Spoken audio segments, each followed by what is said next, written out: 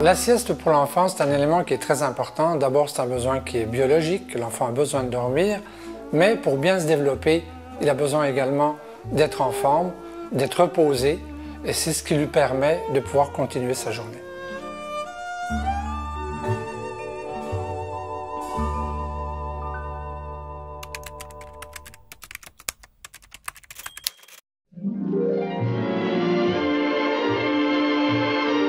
Au niveau de l'hygiène, il y a des normes, mais ce sont surtout des normes habituellement connues. C'est-à-dire qu'au niveau des enfants, quand on va leur apprendre à se brosser les dents, mais on leur apprend également à se laver les mains. Il y a des règles à respecter qui sont les règles habituelles d'une famille ordinaire.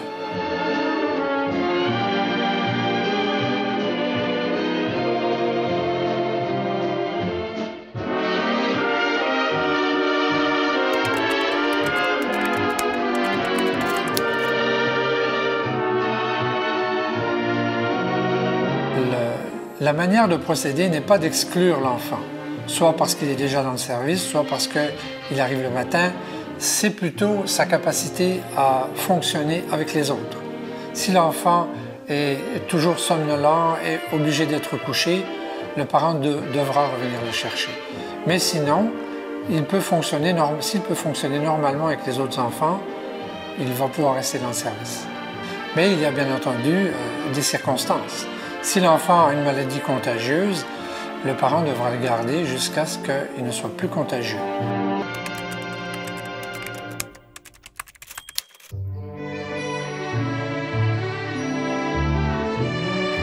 Souvent, la responsable de service de garde a elle-même des propres enfants qui sont relativement jeunes, mais qui vont à l'école et qui peuvent être à la maternelle ou qui peuvent être en première année, deuxième année, etc.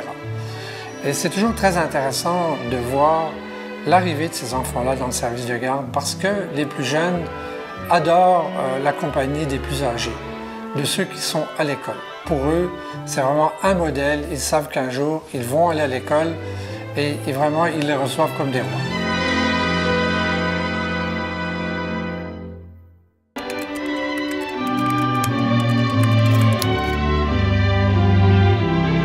Quand un enfant arrive dans un nouveau service de garde, pour réussir son intégration plus facilement, il doit se passer quelque chose. C'est-à-dire que chacun doit faire des efforts de son côté pour aider l'enfant à s'intégrer. Par exemple, le parent, quand il va quitter son enfant, va lui dire au revoir et peut lui dire, par exemple, je reviens ce soir à telle heure. Et l'enfant, ça le fait patienter. Et même si l'enfant ne connaît pas exactement l'heure, la responsable de service de garde peut lui montrer sur une horloge et lui dit voilà, quand l'aiguille va être là, ton parent va revenir. Alors il y a des moyens de ce genre-là, dépendamment de l'âge bien entendu de l'enfant, qui permettent de faciliter le départ. Quand le parent quitte, il ne faut pas qu'il s'accroche à son enfant, qu'il quitte et qu'il revienne 10 secondes après.